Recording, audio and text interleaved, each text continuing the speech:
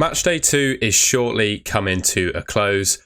My Limitless chip is active, and here is my team selection for Matchday 3.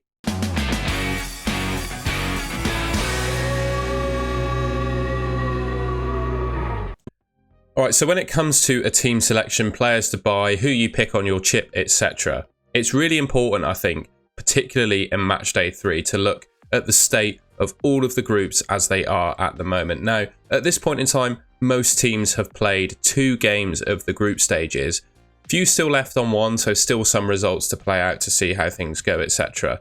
But most teams now have played 2 games, and some groups are kind of already decided. So there may be some rotations for some of the teams where things are already decided. I'm looking at Germany and Spain as the main 2 examples here.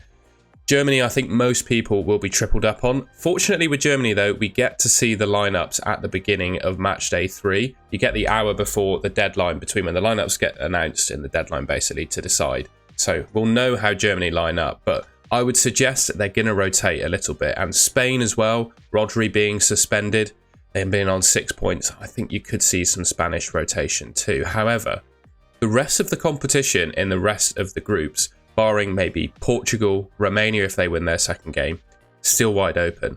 So picking players from England, who, yes, I'll admit, have not had a great tournament so far, but is still absolutely fine. The Netherlands and France both drawing 0-0 last night, means they have to win their remaining game in order to win the group.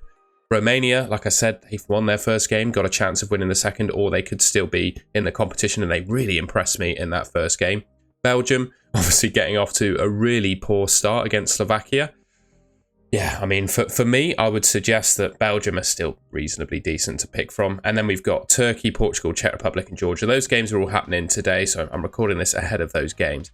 You know, if Portugal don't win, then yeah, they won't rotate. They won't be as likely to rotate in Matchday 3, and I would suggest that their players are worth picking from. However, if they do win, probably avoid Portugal. But yeah, in order to pick your team for Matchday 3, players to buy, whether you're just using your transfers or using a chip, got to be aware of the state of the groups.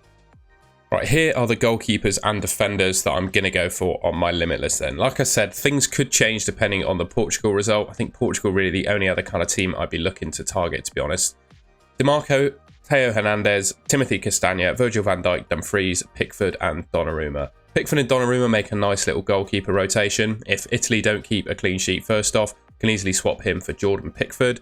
Jordan Pickford has a clean sheet in pretty much every 2 England games he has. So every other England game he plays keeps a clean sheet. So I think he's a really decent option. I also think both of these goalkeepers have a chance of making a fair amount of saves in their game. So not only can they get points for a clean sheet, they can also get points for making saves too. DiMarco, I think, is the pick of the Italy defenders, the most attacking, and I don't think Croatia have been all that good this tournament. So I think they've got a chance of a clean sheet in that one. Theo Hernandez against Poland. Poland are pretty weak from an attacking perspective. Obviously, Lewandowski, Milik, both injured. So I think France could keep a clean sheet in that one. They do look very solid defensively to France. They got Conte, 2 of the best centre-backs in the world. 2 really they're just so good defensively.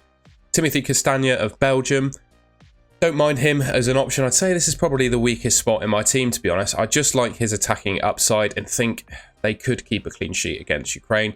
Then I've gone for a double up of Van Dijk and Dumfries. I definitely think the Netherlands are pretty solid defensively. Van Dijk, potentially on penalties, offers a good amount of threat from set pieces. Likewise, Dumfries, he's really good in the air. Question marks is exactly what position he will take up in the game against Austria, with Frimpong potentially playing as well.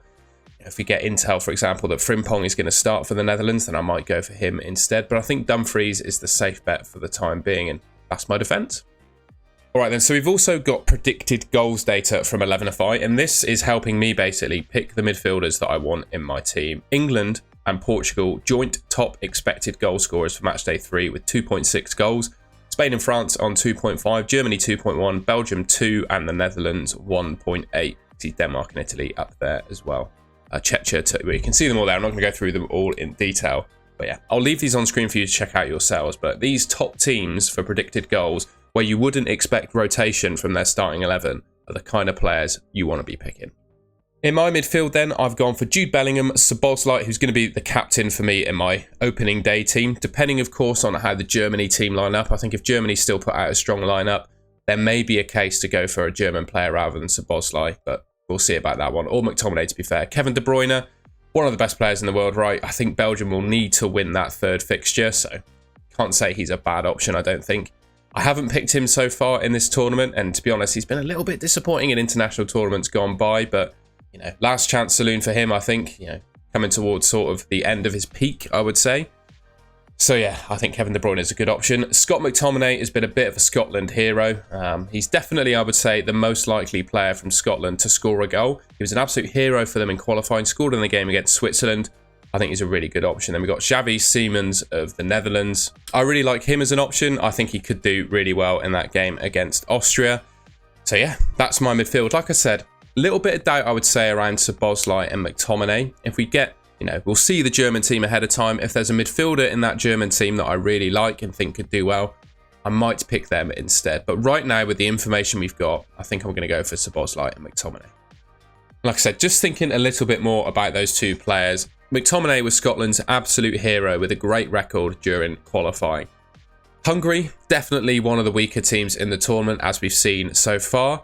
And I would say, you know, why not pick the most likely goal scorer from a team who is playing one of the weakest oppositions in the tournament, right? And Scotland have something to play for. They need to win the game to qualify, as do Hungary.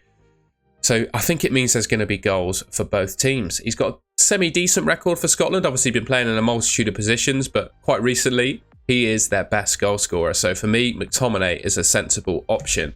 And likewise, Szoboszlai to Hungary. Again, they must win that game. They're going to be all out trying to score goals to win that game in my mind.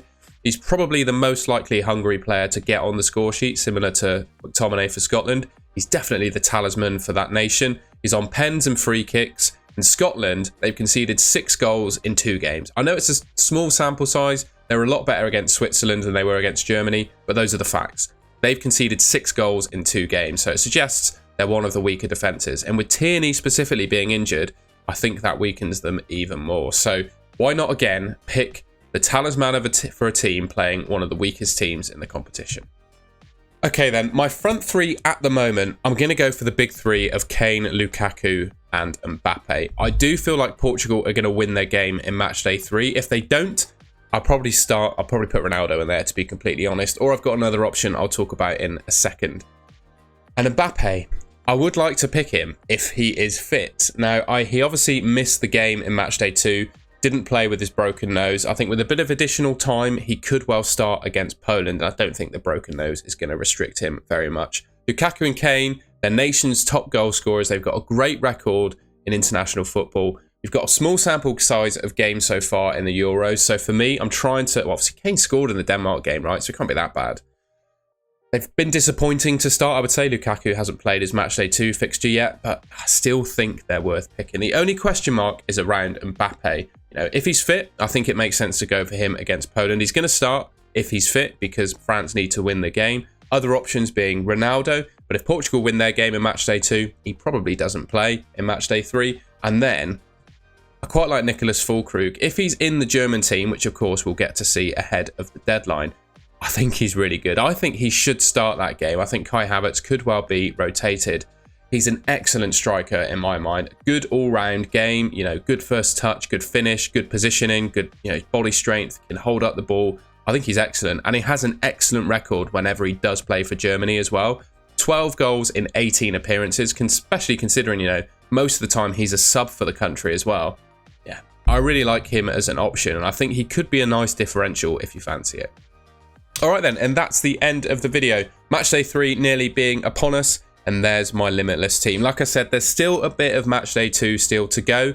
So if Portugal, for example, don't win their game in Matchday 2, and you could see the likes of Bruno and Ronaldo appearing in my team. But, you know, we'll have to see how things play out. But right now, that's my thinking and my team selection. And to be honest, I think if, you know, there's still question marks around Portugal, I think that's a good team anyway. So I thought I'd make the video now, get my Limitless draft out there for you to see it. I hope you enjoyed it. If you did, please leave me a like rating. You can subscribe to the Golden Goal channel, which should be, actually, I'll point in the right direction, should be there on your screen.